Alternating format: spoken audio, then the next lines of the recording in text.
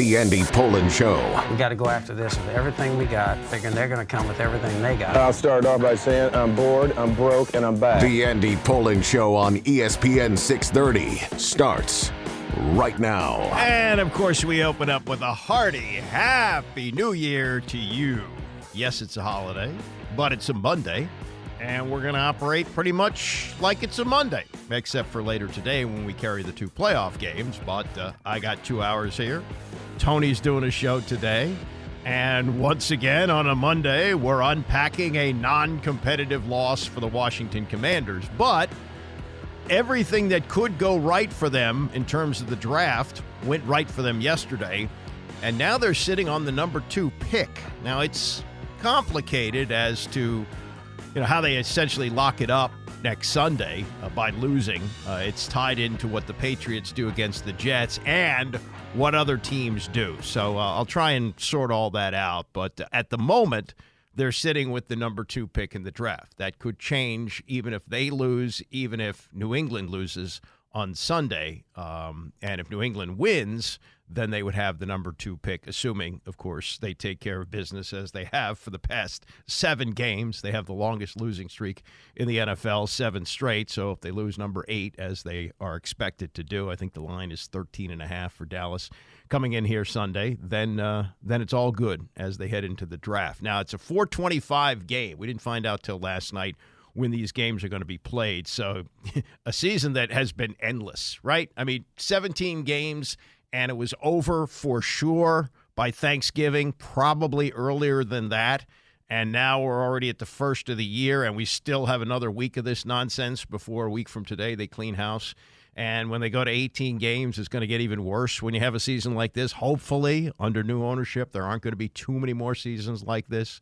But we got a season like this, and I can't wait for it to end. And it'll finally be over 7:30, 7:45 on Sunday. Before we launch into what happened yesterday and where things line up for this final game, and also we'll take a look ahead to the playoff tonight. If you missed Paul Feinbaum on Tony's show on Friday, we're going to replay some of that as he sets up the 2 semifinal games today. As long as I can remember, and yes, you are here, the crinkling of the Washington Post behind the microphone. As long as I can remember, on January 1st, probably at least 50 years, maybe more than that, in the style section, they have always had the list. This is a tradition, the list of what's out for the previous year and what's in for the upcoming year. Every January 1st, I bet you could go through the archives of the Post and find, again, at least 50 years of this. So Maura Jutkis wrote this today about what's out for 2023 and what's in for 2024. And remember what we used to say, about the new year? Oh, you got to get used to writing it on a check. Well, nobody writes checks anymore. I don't know. How often do you write the date down anymore? I mean, it pops up on your phone. It pops up on your computer. There's very few places where you would have to write down the date other than a check. And I'm probably down to writing 15 checks a year, something like that. So I don't know about that. But, yeah, it's a new year, so remember 2024, not 2023. What's out? I'll read a few of these. There's a whole list of them, but here's a few that got me. Out, pregnancy announcements in baby reveals. Those things are ridiculous, by the way, where, somebody punts a football and blue smoke comes out so you have a boy, or you hit a golf ball and it puffs up pink so everybody knows you're having a girl. Whatever. And I credit my daughter, not last year, not in 2023, but when she had her daughter in 2022, when Eliza was born, she didn't want to know, and she didn't know until the baby came out. That's unusual now. Most people do want to know. Out for 2023, Bill Belichick, and we'll see. I mean, he could be coaching his last game for the Patriots on Sunday. In Mike McDaniel. Yeah, I mean, of all people, if you looked at him, you wouldn't think that he would be a good football. First of all, you wouldn't even think he would be a football coach from the looks of him. A scrawny guy with glasses, acts kind of weird, but although yesterday they got their butts kicked in Baltimore, that's still a very good team, and he's done a very good job with them. Out for 2023, the football boyfriend in the tennis husband for 2024. Out for 2023, a paltry $700 million climate change fund in, and this is good for Shohei Ohtani, a preposterous $700 million baseball contract. Very good on that. And also out for 2023, the A's leaving Oakland. In for 2024, the Wizards and Caps leaving D.C. I know that happened in 2023, the announcement, but talking about it because I guess nationwide, obsessing about teams leaving had a lot to do with Oakland. Like people were looking at the A's. Oh, the A's are leaving Oakland. They're going to Las Vegas. So now people talk about the Caps and the Wizards leaving D.C.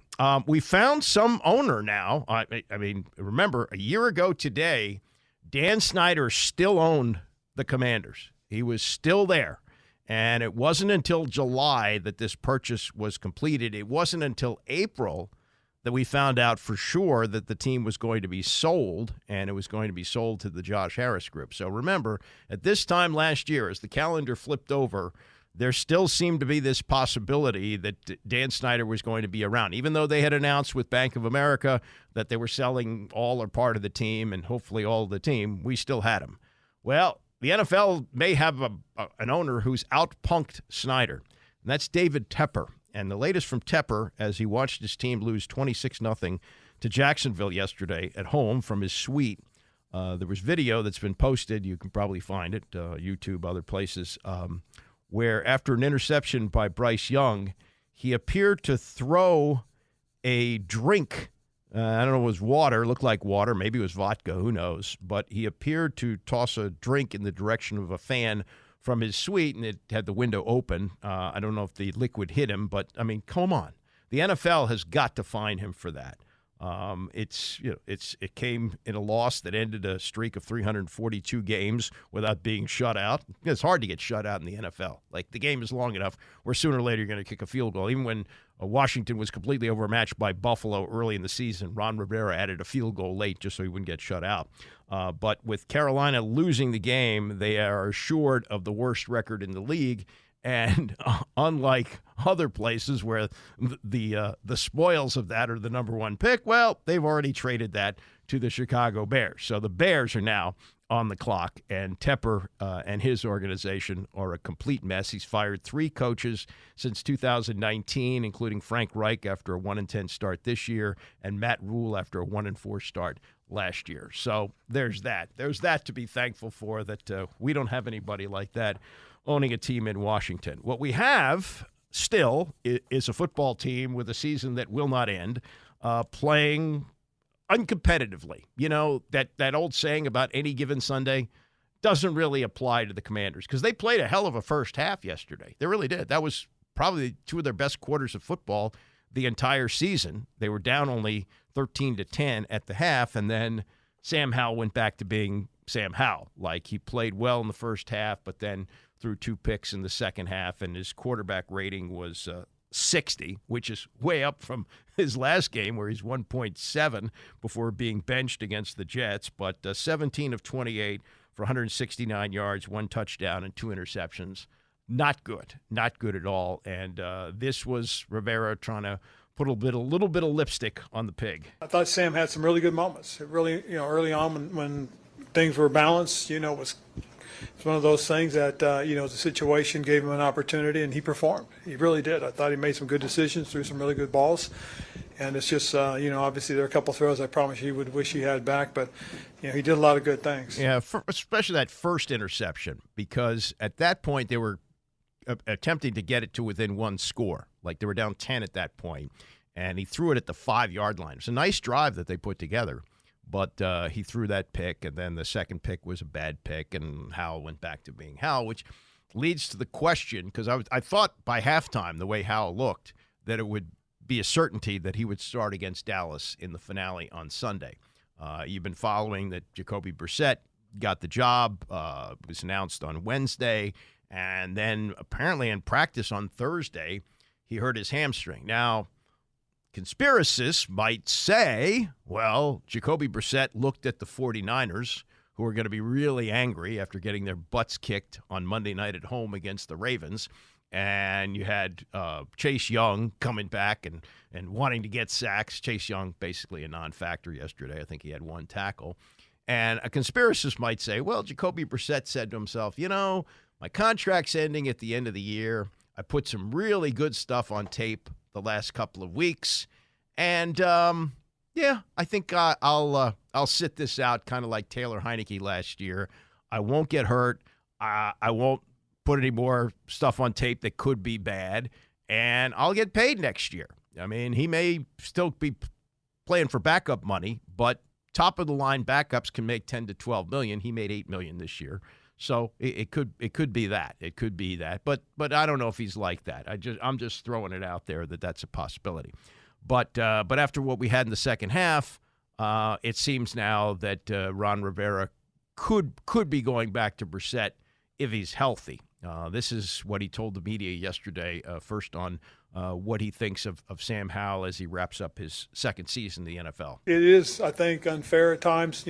People want everything now. And, if you're willing to go through the process and deal with the process, then patience is necessary. Was Jacoby's tweak enough that he may not play next week as well? Well, we'll find out. I can't tell that part of it. I really can't. Understood. If he's healthy enough, would he start kind of the same we'll see. plan? We'll get together and we'll talk about it and see how things go. And then one more on Sam. A few weeks ago, you had felt like maybe he was the answer. You talked about him as the long-term guy. Do you still feel like that about him? I still think he has that opportunity to be that guy. I do. I mean, when you see some of the things that he did early on and, when things weren't as tough as they are right now, he's shown that he has some ability. They have had some injuries on the offensive line, but let's be clear about this. Injuries have not hit Washington that hard this year. They really haven't. And his weapons, Jahan Doxson is still on this team. I don't think he was a target yesterday. He had a great year last year. He was hurt. He was a first-round draft pick. He has virtually disappeared from this team. Now, he did find Terry McLaurin yesterday, and McLaurin caught a nice 46-yard touchdown in the game, and he had 4 catches. McLaurin's had a game where he wasn't targeted this year. So, when Rivera talks about all the things they're having to deal with now, it's not anything unusual for, through 16 games, and it's not a situation where they've been clobbered by injuries as they have in the past. They've remained healthy, and they still stink, which addresses more than anything the poor job that Ron Rivera has done in constructing this roster. I mean, he has been very, very poor in putting this together. This was his reaction to the crazy week where he finds out on Wednesday he's being benched, and then 2 hours before the game yesterday, he finds out, oh, yeah, Jacoby can't go. You're starting. Interesting week, wasn't expecting until, about 2 hours before the game to have to play today. But every opportunity I get to come out here and play and play in the National Football League is a blessing and a great opportunity. And every single opportunity I get, I try to go out there and give it my all and make the most of it. How much work did you get this week, and did you feel prepared when you got the call 2 hours ago or 2 hours before the game? I didn't get much work in practice, but, I've gotten to work all season long, and I feel prepared, even when I wasn't getting the reps this week. I still felt like I was prepared to come out here and play. Yeah, he should have been. He's, taking all the snaps during the season. I don't think the offense changed that much. And, again, did a good job in the first half. It's just that, when he goes back to being Sam, he starts throwing interceptions. He's cut down on the sacks. He took only 1 yesterday. But I think in the last 6 games, he's thrown 9 interceptions. That's not good. That's not good. This is Terry McLaurin, who manages to keep his head up every week. But he said something interesting yesterday regarding the opponent. And I'm going to read you the full quote, but this is part of what he said about looking across the field and seeing what a real organization looks like, what a team that has been constructed properly looks like, and a team that's coached properly, that has talent, some of it coming over from here, whether it's Kyle Shanahan, the head coach, or Trent Williams. And I would urge you to read Barry Zerluga's column in the Post today where he talks all about, how good of a player Trent Williams is. Now, how Trent Williams got away from here, I don't blame Ron Rivera as much as some. He inherited this mess. Remember, 2019, which was the year before Rivera got here, the whole Bruce Allen fiasco with Trent Williams unfolded. Williams was unhappy that the medical staff, as Barry writes, didn't accurately diagnose what turned out to be a cancerous tumor on his scalp. That offseason, he held out. When he returned to Ashburn just before the trade deadline, prepared to play, the team instead decided to put him on the non-football injury list. Williams has always presumed Bruce Allen, the fired Bruce Allen, was behind the move that essentially told the best tackle of his generation to get lost, which is what happened. So Rivera comes in. There's scorched earth here. Allen's been fired, and he's got an unhappy tackle with time left on his contract. At that point, Rivera's trying to create a new culture, and he needs to get rid of unhappy players.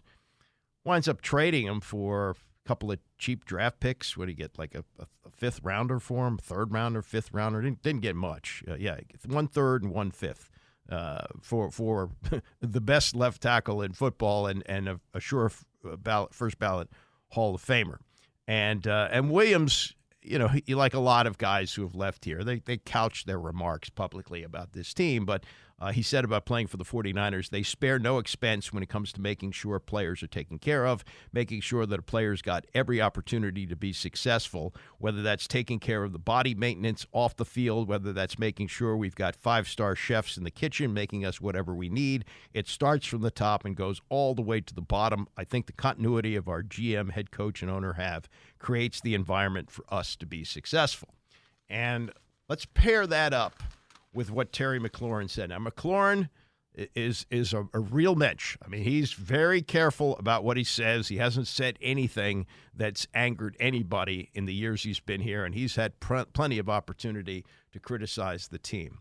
But in talking about the 49ers after yesterday's 27-10 loss, this is what he said. They have fun. I got to spend some time with a lot of those guys. Like 6 or 7 of them made the Pro Bowl last year. So I really got to be around them, and it kind of reminds me a little bit of Ohio State. Just kind of the culture they have and everything. But you see why they're having success the way they do. And he went on to say, when you're going against teams like that, you've got to play not perfect, but you have to make the most of every opportunity. You have to give them credit for building that team and for the players going out there and executing. Hopefully, I can be a part of something like that, but I'm just focused on myself, my world, and my journey. I'm going to keep working to be the best player I can be. Unfortunately for Terry McLaurin, if and when this organization reaches that point, he's probably going to be too old. And I would seriously think about dealing McLaurin in the offseason, getting draft picks, and just because this looks like it's a complete teardown and a complete rebuild. And if you look at the history of what Josh Harris has done with the Philadelphia 76ers, and I can't really speak to what he's done with the Devils because I'm not as familiar with hockey, but you saw the process with basketball, that they were really terrible for years and finally got better, and I think that's probably what's going to happen. So I'd hate to see Terry McLaurin finish out his career. And he took a redshirt year at Ohio State, so he came to the NFL. He was 23 years old. He wasn't like, some guys can come out as early as like 20, 21. He's 23, and he's been here 5 years. I mean, he's getting long in the tooth at wide receiver. And I think, I don't know what his contract, if it makes him untradeable, I don't know how that works, but most of these have exits. Somebody's going to want him. He's a great locker room guy. He's a great leader, and is an excellent wide receiver. Is he an elite wide receiver? Probably not, but somebody's going to want him. And just because it's who said it, because of the way he's been very, very careful not to say anything bad about this team, you got to give them credit for building that team and for the players going out and executing. Hopefully I can be a part of something like that. He said, I really got to be around them at the Pro Bowl, and kind of reminds me a little bit of Ohio State, the kind of culture they have and everything. You see why they have the success that they do. Maybe that happens here. It's going to happen with another general manager. It's going to happen with another coach. But I feel bad for Terry, as bad as you could feel for a guy making millions and millions of dollars and starring in the NFL. But given his circumstance versus other players who play for winning teams, I think he would be better served, and I think the organization might be better served to trade him someplace, get what they can for him, trade him to a contending team, and build up with your draft. I think that's the way to go. I'll get to the Ravens and what they've done. Peter King lays out how this team was built, and they've lost Mark Andrews, a Pro Bowl tight end, and haven't missed a beat. Have you seen what they've done in the last 2 weeks against two of the better teams in the NFL, one on the road on Monday night and yesterday at home against Miami? They've outscored them 89-38. So without his top tight end, Lamar Jackson, is still balling. He is still rolling. There's no ownership here. Whew. I mean, the feeling at the end of last season, a lot different than this one. I will say that we kind of knew that Snyder was going to be out, but you never knew what last-minute shenanigans were going to take place and would there be a possibility he could keep the team. It really wasn't until April that we found out that he was going to be selling to the Josh Harris group, and it wasn't until July that it was officially approved by the NFL. So we know there's going to now be a fresh start, and that's another thing, because we knew that Ron Rivera was going to be heading into his last year at this time a year ago. I mean, it was going to take a miraculous season for him to save his job with no ownership, on top of the fact that he's got only 1 year left on his contract. It wasn't like, new ownership's coming in and he's got 4 years left. And then you think, well, let's see, because we're going to rebuild anyway. Let's rebuild with this guy. No, we knew that it was going to be the last year that Ron Rivera coached. And if there was any doubt, it was certainly erased last month or a month before that by Thanksgiving, when they were just completely embarrassed by the Cowboys. Any possibility that they could make a run down the stretch and, Sam Howell could look great in his last 5-6 games and they can get in the play. They've just been god-awful. And yesterday, it was 13-10 at the half, but San Francisco, playing a lot of the game without Christian McCaffrey, had a calf injury, still did what they wanted to do. And I'll get to more on yesterday's game. There isn't really much to recap because it was just more of the same, and it just means that we have to endure another week before they hopefully lose to Dallas, and hopefully New England wins its last game against the Jets and Washington gets the number 2 pick. But we can't revisit this quote enough. I know you've heard it a lot over the past few weeks, but I'm going to roll it out again. What Ron Rivera said going into this season and about his future, saying, quote, to John Keim, "I don't worry about that. If we go 8-1 this year and he fires me," he being Josh Harris, "and next year they win the division and 40 of the 53 players we drafted, and it's the same quarterback, I'm vindicated. Send me my Super Bowl ring." Whoa. I mean, yeah, I don't think it may be the same quarterback to start next season, but it's probably going to be like a rabbit situation. Like, you get Sam Howell out there until you get the young kid ready to go.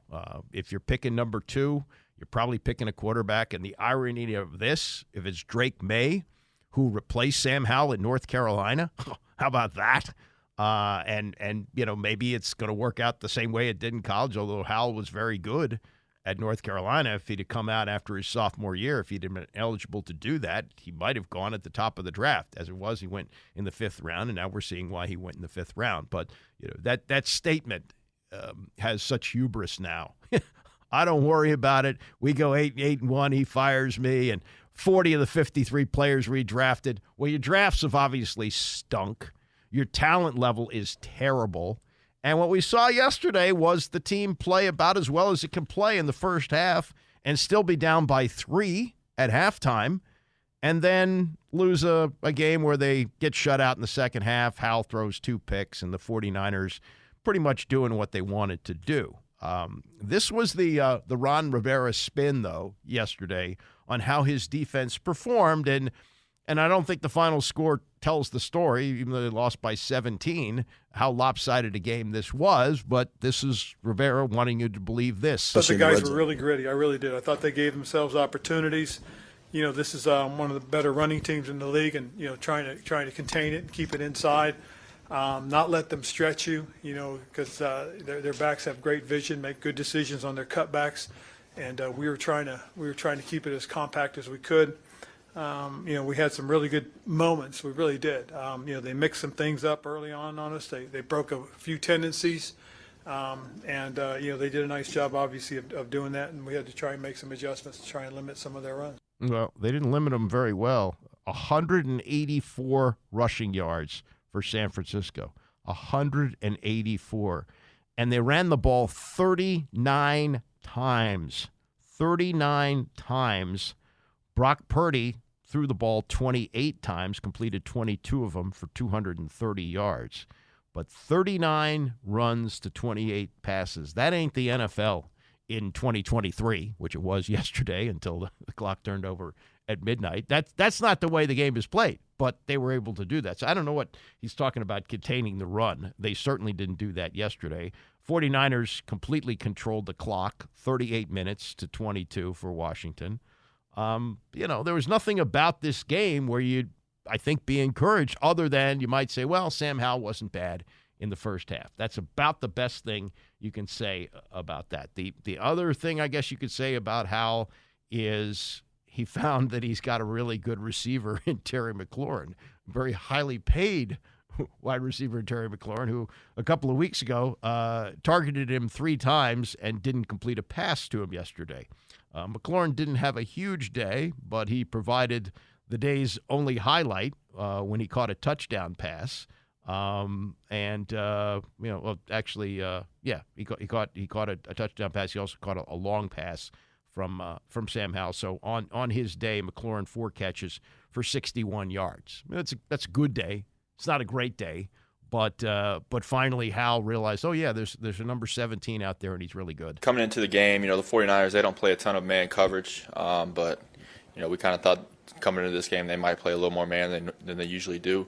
And we got man on that play, and I think Terry against anybody in man coverage is a good matchup. So we kind of had a check at the line of scrimmage, and he killed him at the line of scrimmage, ran a great route, great release off the line of scrimmage, and I just tried to throw a ball out there that he could make a play on. Yeah, that was a nice throw. I mean, if you look at that particular throw, I think it was 46 yards.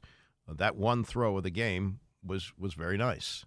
But again, Sam Howell, who got out of being Sam Howell for a half, went back to being Sam Howell and threw 2 picks in that game, and San Francisco was able to control it. And that last touchdown pass to Ayuk, the 17-yarder, I mean, if you're watching Emmanuel Forbes now, this was the first-round draft pick, right in the middle of the first round, like 13. This is a guy who had all these pick sixes at Mississippi State. I think he holds the NCAA record with 6 of them. Looks like a bust, right? He's small.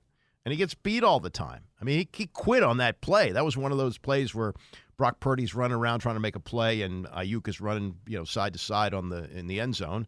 And you see Forbes just kind of give up, like, oh, okay, I guess he's not going to get the ball, and they throw a touchdown. So this roster is bad. It's a bad roster.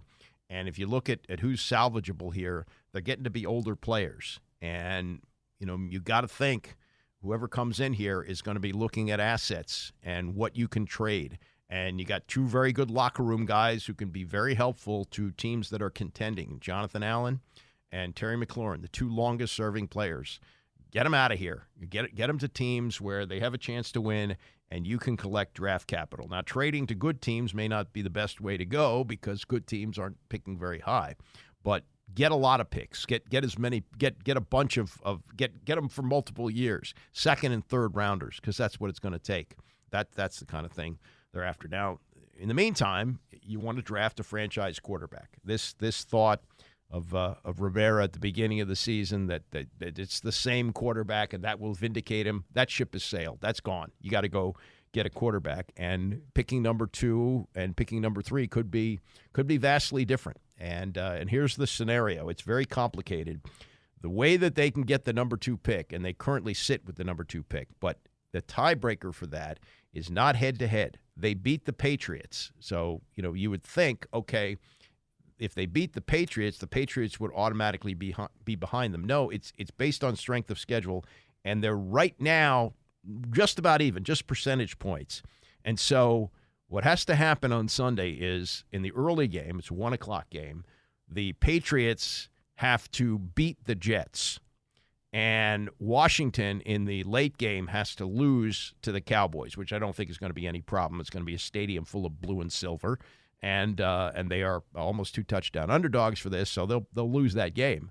And the Patriots, it's no sure thing that they can beat the Jets. But even if that happens, if that happens, the Washington will automatically be number 2. But if the Patriots lose, they lose to the Jets, then it's very complicated because it depends on how the other games go around the rest of the league. That's how close they are in strength of schedule.